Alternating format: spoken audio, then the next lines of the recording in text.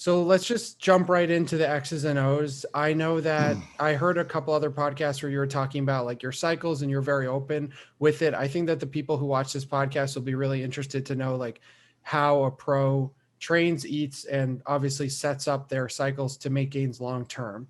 So if you had to say like what is a typical off-season cycle for you, maybe 10 years ago when you started versus today at like 300 pounds?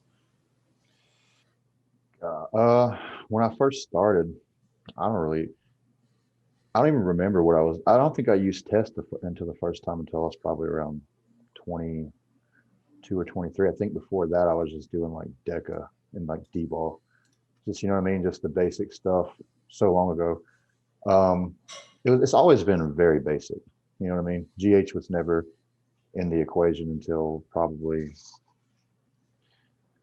about almost 10 years in because I just I didn't really know about it. Where I live at, man, it's not really a hot spot for bodybuilding. You know what I mean? So, I mean, no one's made it as far as I've made it in bodybuilding around here. There's a couple of figure people maybe in the men's physique, but no one's done it bodybuilding. So there's not a whole lot of knowledge. I didn't get a lot of knowledge till I started working with like Shelby Starnes and John Meadows and Matt Jansen and stuff. Then I started learning a lot more because it's around here, like I said, there's nothing. But now, now a typical off season would be 750 to 1,000 test, and then EQ or deck or EQ NPP usually something like that, something really basic and simple, and then obviously like 4 IUs, 5 IUs of GH, stuff like that. Very simple, very basic stack. So nowadays, and since you kind of put GH in, and nowadays I know that you said that you keep it in all the time, right? Do you ever take time off GH or what This is is the your, first time I've ever. I've been off of everything except for tests. I'm on right now. I'm on 200 milligrams of tests. And I think it's 15 weeks next week, and I've used no GH during this whole entire thing, and I can definitely tell, because even when I would cruise in the past, it would be like 300 milligrams of tests, which is not really cruising, and then like 2, 3 IUs of GH. You see what I'm saying? Just to kind of like, I don't know, because you don't realize how much something so small like 2 or 3 IUs do, but it makes a huge difference. And so this time I decided not to do anything at all, just the test. And I can definitely tell with the fullness, like my weight is still pretty solid. Like I weighed like 305 the other day, and usually I'd probably hover around like 315. So, but the 300 is not the same composition 300 as it would be on GH. So that's the main thing I notice. But this is the first time I've never not used GH in the longest time for sure. so I think that a lot of people are confused about like really, especially a lot of people that watch this podcast that are interested in just bodybuilding on a lifestyle application are confused about like what GH really adds to the equation because a lot of people can't afford it or they've been like messing around with generics for a long time. What is your opinion on generic versus pharma GH, I guess, just to settle that debate? I guess it would just depend on what kind of GH or generic GH you got. I mean, there's some that are obviously better than others. You can never tell, and they're all hit or miss. But off season, I wouldn't really care too much about generic or pharma. But pre-contest, I'm probably like a bit of a snob when it comes to that, and I would prefer like if I was doing 8 IUs of GH or something for a competition, I would at least to save money, I would probably do like 4 IUs of farm and like 4 IUs of a generic, stuff like that. There is a big difference. It's mostly like water retention that I've noticed. The generic is probably a little more. I don't know what they have in it. I mean, it could be however they make it or whatever, but it makes you definitely seem like it hold a little bit more water.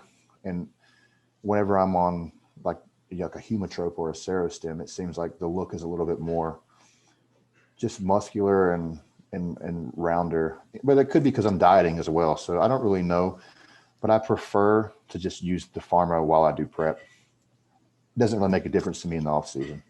Okay. So if it doesn't make a difference in the off season, then why do like half pharma, half generic? Why not just do generic? Because it's so much cheaper. just because it's like in my head. It's the same thing with like anti-estrogens. There's obviously probably good anti-estrogens out there that are made by peptide companies, but for some reason, if I'm getting ready for a competition, like the two things I really care about would be like an anti-estrogen being like a pharmaceutical, like a legit brand, or GH. And I just feel like if I'm getting ready, if I was trying to turn pro, which I was, I feel like it just put me at a better position to have the things being real, that I knew they were real. You know what I mean? Because in the off season, you're eating a lot of calories. I'm not missing workouts. I'm not missing meals. So it's like, plus you're taking, 1,000 tests and DECA and all that stuff like that. So you're going to be big and strong and well fed anyway. You know what I mean? So the GH is not as key to me as it is during prep. I noticed that like with a lot of pros, from a lot of interviews that I've listened to and a lot of conversations that I've had recently, like the difference between an amateur or like someone that just does it for a hobby and a pro is usually not the dose of anabolics, because all the pros usually say like 1 gram to 1.5 grams of test.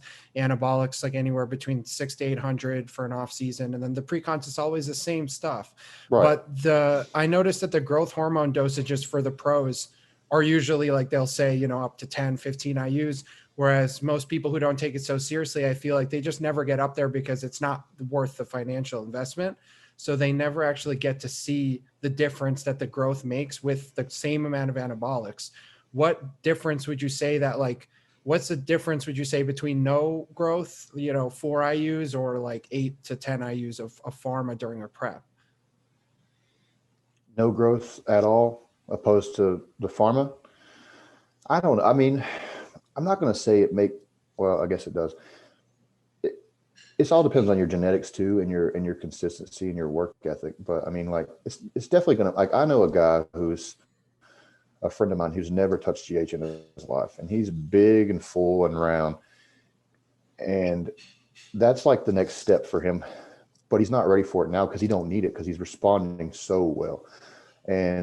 But when he does, it would be very scary because he has that type of physique, that type of where he responds to he's just a hyper responder. I mean, and I think it makes the most difference to guys like that. Like Akeem Williams, I believe I heard somewhere online a long time ago, because Akeem, I don't know if you remember, I don't know how much you keep up with bodybuilding, but he was a light heavyweight at junior nationals one year that he did it before he turned pro a few years later. But people said that that's because Akeem was hardly on using anything, then he used GH and then he just blew up. He's just a freak. Plus he obviously lifts so heavy, but he's just a hyper responder. There's just guys like that. But then there's an average guy like probably me, who's the difference between 4 and 10 is probably not going to be super crazy noticeable. I mean, even whenever I've used GH at high doses, I don't think I get the same effects as someone else as like a hyper responder. Like the guy my buddy I'm talking about, like if he used 10 IUs of GH, it'd be stupid. You know what I mean? And if he used 4, it'd be stupid. But I think it just depends on the person too. And I'm not saying it's good to run it all year round, but I definitely came off of it for like 3 or 4, 5 weeks at a time, not very long, because it was in my head that I had to take it. And it always made me like a little bit leaner. So I just like the way I felt and looked off of it.